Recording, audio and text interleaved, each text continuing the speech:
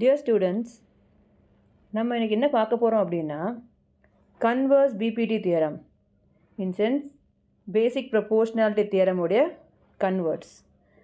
PPT theorem என்ன சொல்லுது அப்படின்னா, முதல்ல whenever DE is parallel to BC, இது ரெண்டும் பேரலாக இருந்தது அப்படின்னா AD by DB is equal to AE by ECன்னு நீங்கள் ப்ரூவ் பண்ணுவீங்க. ஆனால் கன்வர்ஸ் என்ன சொல்கிறாங்க அப்படின்னா, they will be given it, என்ன given அப்படின்னா இங்கே AD by DB is equal to AE by EC அப்படின்னு AE by EC. This they will be giving. Okay, அவங்க வந்து AD by DB is equal to AE by EC அப்படின்னு கொடுத்துருவாங்க. Right, இப்போ நம்ம என்ன ப்ரூவ் பண்ணணும்? What you have to prove in sense, இங்கே DE is parallel to BC. This இங்கே வந்து ப்ரூவ் பண்ணணும். இது அப்படியே வந்து பிபிடி தியரமில் கன்வர்ஸ் ஆகும். அதாவது இன் சென்ஸ் இது அப்படியே உல்ட்டாவாக இருக்கும். கிவன் வந்து DE is parallel to BC, to prove வந்துட்டு AD by DB is equal to AE by ECன்னு இருக்கும். பட் இங்கே என்னென்னா AD by DB is equal to AE by EC ரெண்டு சைட் ப்ரொபோர்ஷனாலிட்டி கொடுத்துட்டாங்க. You have to prove DE is parallel to BC நம்ம prove பண்ணணும். அதுக்கு நம்ம என்ன பண்ணணும்? First you have to do first construction. Okay, முதல்ல கன்ஸ்ட்ரக்ஷன் பண்ணுவோம். கன்ஸ்ட்ரக்ஷன் என்னது? You have to draw. இங்கே என்ன பண்ணுவோம் தெரியுமா? டிலேருந்து ஸ்டார்ட் பண்ணி ஒரு லைன் வரைகிறேன். இங்கே இட் இஸ் DE dash அப்படின்னு இன்னொரு line. So what is the construction here? DE dash which is parallel to BC, that you are that is drawing it. Right, இப்போ அசம்ஷன், இப்போ நமக்கு என்ன இந்த DE dash அப்படின்னா திஸ் அசம்ஷன். இப்போது this is very important. Assumption, ஒரு கான்ட்ராடிக்ஷனரி ஒரு assumption எடுக்கிறோம். What is that? DE is not parallel to BC அப்படின்னா DEயும் BCயும் பேரலல் கிடையாது. இப்போது நம்ம அசம்ஷன் பை கான்ட்ராடிக்ஷனரி நம்ம எடுத்துக்கிறோம். நம்ம அந்த மாதிரி DE is not parallel to BC. நம்ம அதனால் என்ன பண்ணியிருக்கோம்? DE dash is parallel to BC நம்ம வந்து we are drawing one. Right, இப்போது this is what I want now. இப்போது வந்துட்டு ப்ரூஃப். இப்போ எப்படி ப்ரூவ் பண்ணலாம் அப்படின்னா, ஃபஸ்ட்டு நமக்கு தெரியும் DE dash is parallel to BC இல்லையா? நம்ம பாருங்கள், DE dash is parallel to BC நம்ம வந்துட்டு நம்ம வந்துட்டு நம்ம யூகிச்சுக்கிறோம். இன் சென்ஸ் அசம் பண்ணிக்கிறோம். இப்போ வந்து AD by DB is equal to AE dash by E dash D எழுதலாமா? AD by DB is equal to AE dash by E dash C அப்படி எழுதலாமா? பை ஏன் எழுதலாம் இந்த மாதிரி? ஏன்னா by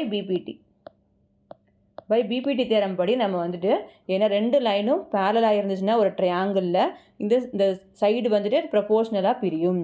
so AD by DB is equal to AE dash by E dash C. Right, this is ஃபஸ்ட்டாக வச்சுக்கலாம். இப்போது செகண்ட், நமக்கு ஆல்ரெடி வி நோ தட் நமக்கு என்ன தெரியும்? It is given. We know தட்னு எழுத வேண்டாம். ஆக்சுவலி வாட் யூ டூ ரைட்னா, it is given. What is that? AD by DB is equal to AE by EC. This is given. நம்ம எழுதியிருக்கோமா இங்கே? Already நம்ம எழுதியிருக்கோமா இங்கே? So this is given. All right, இப்போது next, இப்போது திஸ் இஸ் லைக் 1 and 2. ஐ ஆம் comparing the equation 1 and 2. Compare பண்ணால் AD by DB இங்கே இருக்குது, AD by DB இங்கே இருக்குது. ஸோ இது ரெண்டும் ஈக்குவல்னா இது ரெண்டும் ஈக்குவல் இல்லையா? ஸோ நம்ம என்ன எழுதலாம்? AE dash by E dash C is equal to AE by EC இந்த மாதிரி எழுதலாம் நம்ம. ஸோ இந்த லெஃப்ட் ஹேண்ட் சைடு ஈக்குவல்னா ரைட் ஹேண்ட் சைடு நமக்கு ஈக்குவல். நெக்ஸ்ட் என்ன ப்ரூவ் பண்ணணும்? ஆக்சுவலாக நம்ம ப்ரூவ் பண்ண வேண்டியது DE is parallel to BC நம்ம ப்ரூவ் பண்ணணும். இன்னும் நமக்கு இன்னும் நிறையா steps we have to further move on. Right, next நம்ம என்ன பண்ணலாம்னா, இப்போ +1 and +1 adding +1 on both the sides. Okay, so இப்போ என்ன பண்ணலாம்? Taking the LCM now.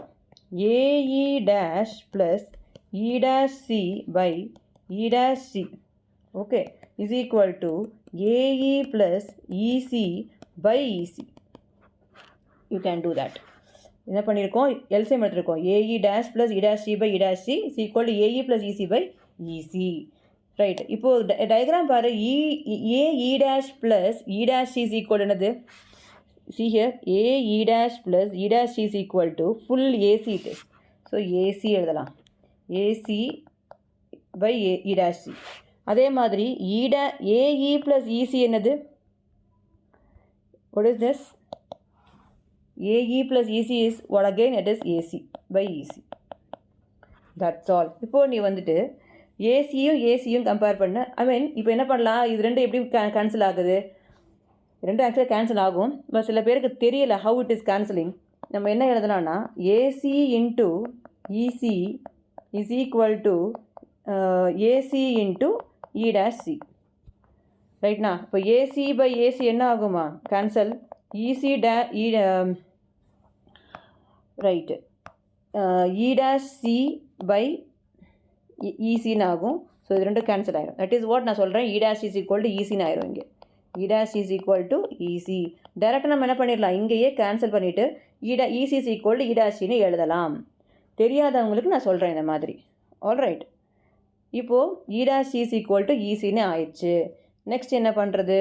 You got this one. நமக்கு இப்போ என்ன தெரிஞ்சது? இப்போது E dash C is equal to ஈசின்னு தெரிஞ்சிருச்சு. இப்போ இங்கே நல்ல கவனி. இ டேஷ் சியும் இசியும் எல்லாம் ரெண்டுமே ஒன்று. This is E dash C, this is EC. So ரெண்டுமே what? Everything is equal in length. அதனால் அந்த what is that? E dash and E must coincide. Must coincide என்னமா அர்த்தம்? இ டேஷும் ஈயும் ஒரே இடத்துல தான் இருக்கணும். ஒரே இடத்துல இருந்தால் மட்டும்தான் இது ஒர்க் அவுட் ஆகும், இல்லைன்னா முடியாது. புரியுதா? அப்போது இ டேஷும் ஈயும் ஒரே இடத்துல இருந்தால் தான் நமக்கு என்ன ஆகும்? இது நமக்கு இப்போ ஒரே இடத்துல இருக்குது அப்படின்னு ப்ரூவ் பண்ணியாச்சு நம்ம இப்போ, இல்லையா? இ டேஷும் ஈயும் நமக்கு ஒரே இடத்துல இருக்குன்னு ஆயிடுச்சுனாவே அப்போ ரெண்டுமே பேரலல். அதனால் நம்ம என்ன எழுதிடலாம்? DE is parallel to PC. அவ்வளோதான். This is the prove. This is hence proved it is. All right. So again this is very easy. BPT theorem first படிச்சிடணும். And then you have to come for converse BPT. Converse பிபிடினா அப்படியே உல்ட்டா. Right. Given வந்து AD by DBC equal to AE by EC.